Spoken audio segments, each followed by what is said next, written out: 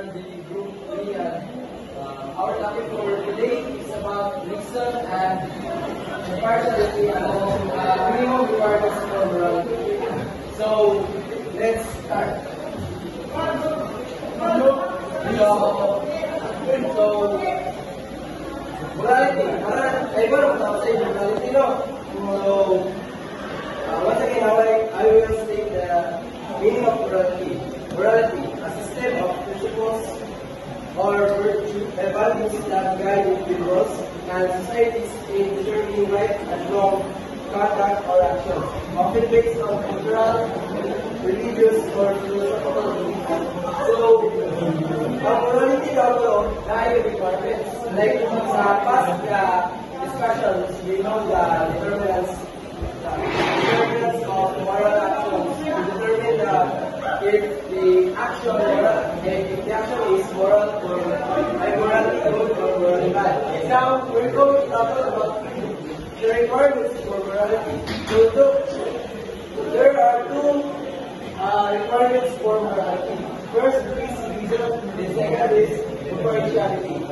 Then meaning sa reason refers to the power or ability of the mind to think, understand, and form judgments by process of logic. So, meaning, rational or logical.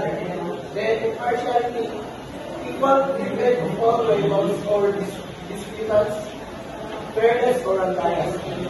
So, ang requirements sa morality kay dapat siya logical or rational and fairness and bias. So, why does it kani sila may requirements sa morality?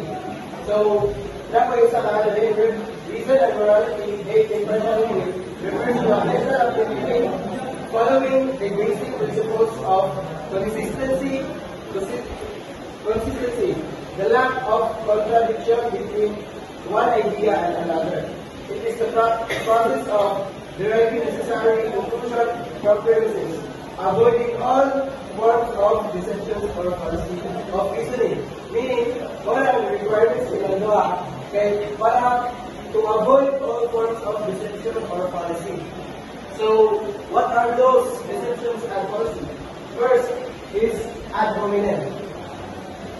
So, meaning of ad hominem is in New Latin, meaning to the person or against the person. Ad hominem, by not attacking the personality of opponent and instead directing one's arguments against his or her idea. Ang ad hominem sa iyang argument, imong yatak the argument. Like, for example, manong magkano na dili magka second year ani nga room, diba? Like, manong magkaiba mabahala na huwag magkaiba kaya na like, imong yatak the person dili ang argument. So, second is adversarial or appeal to pity. Since appearing miserable does not improve an argument. So, meaning, for example, I need to ganang ka mong sutog kay ganang ka mong kasal. So, appeal to pity na imong iba duway na usa ka imong argument para mo hindi mo. Kasama ba? Imong pa-appear ka na paluloy ka para mo nag-isiyan mo. So, ano siya, policy na siya, or reception. Then last is ad vericondia, or appeal to authority. One's power and influence can make a wrong side. So, example, in this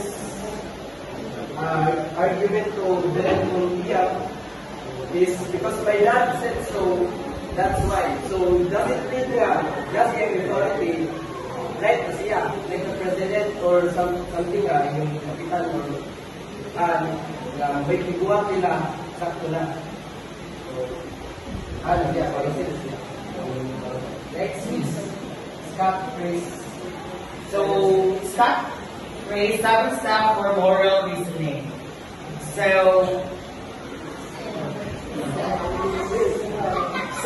Scott Race is an American theologian and Christian ethics professor who developed the 7 steps of moral reasoning in her book Moral Choice, Introduction to Ethics, to help people make better decisions in moral dilemmas. So number 1 here is gather the facts. So a simple way to clarify an ethical dilemma is make sure that the facts are clear. And not gawin ninyo ang banal na fact. Like for example, say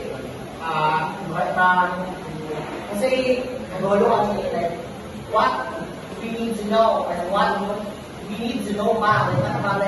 Kung sa wala ako ang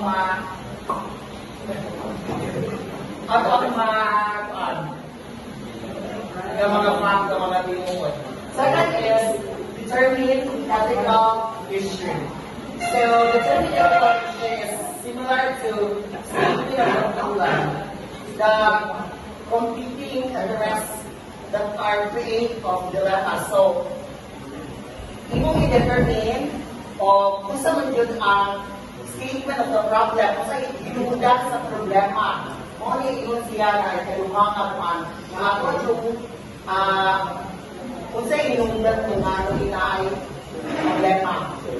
So, and third is determine what is the virtue and principle.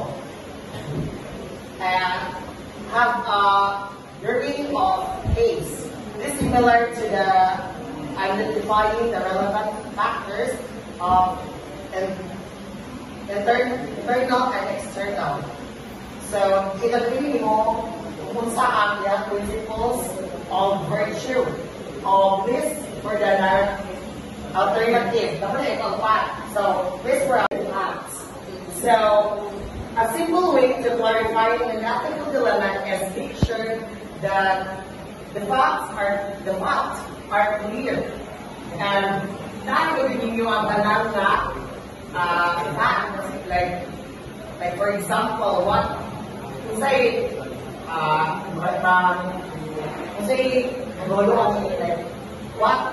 we need to know and what we need to know ba. Kung sa wala ang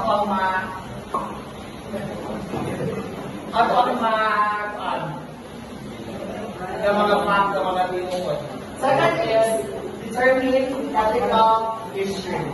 So determining ethical issue is similar to safety of the competing interests that are create of dilemma. So imong i-determine kung sa man yun ang statement of the problem, kung sa inuudan sa problema. Only yun siya na ikaluhangan man. Kung sa inuudan kung ano inaay problema. So, and third is determine what is the virtue and principle. And have a learning of case. This is similar to the identifying the relevant factors of internal and external. So, itagbili mo kung saan the principles of virtue, of risk for the alternative. So, risk for alternative. Kung saan may ganang for example, you're the teacher, and then nakita ka sa mga student na nag-cheat. And then, kung saan may like alternative, kung saan mo siya magsakbali mo siya, pakibali mo, suyaw pa rin mo na, yun yung nag-cheat na doon, anak. Kung una, makita ka, alternative way ba, like, another way, kung saan mo siya ingon. So, what siya?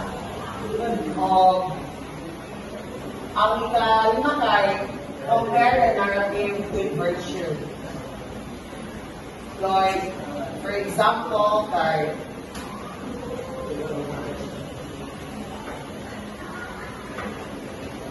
example, Mike, we compare the alternatives with the relevant principle. Then kung i-compare kung okay, alternative or virtue or principle. This step eliminates the alternative as the type of moral principle which have weighing the case. So, dali natin mo may mga kung mo i-compare ang alternative of virtue. At now, So, my example, ay Manu's clarification kay a student choosing between academic honesty and the pressure to cheat. So, overall, magmamulahon na tayo cheat na siya or hindi. So, makakaya sa clarification. Another is an individual facing a moral dilemma about telling the truth versus protecting someone's feelings. So, in conclusion, values clarification plays a crucial role in shaping moral reasoning. It helps individuals develop a structured approach to decision making, ensuring that their choices are consistent with ethical principles and contribute to a just and fair society. So, the creative responsibility is public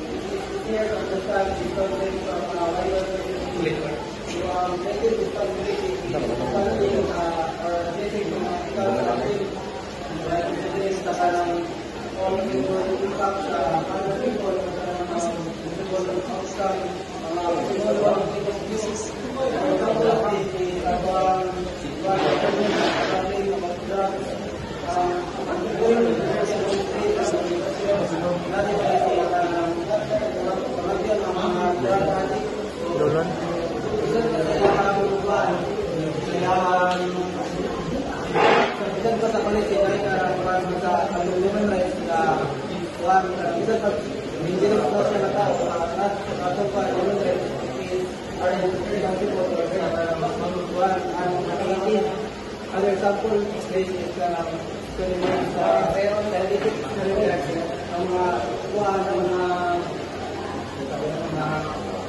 mga scientific, i-design lang para sa kailangan ensure the accurate ilang output o ilang work it is useful o ilang parang kita o harmful sa other ilang workplace institution.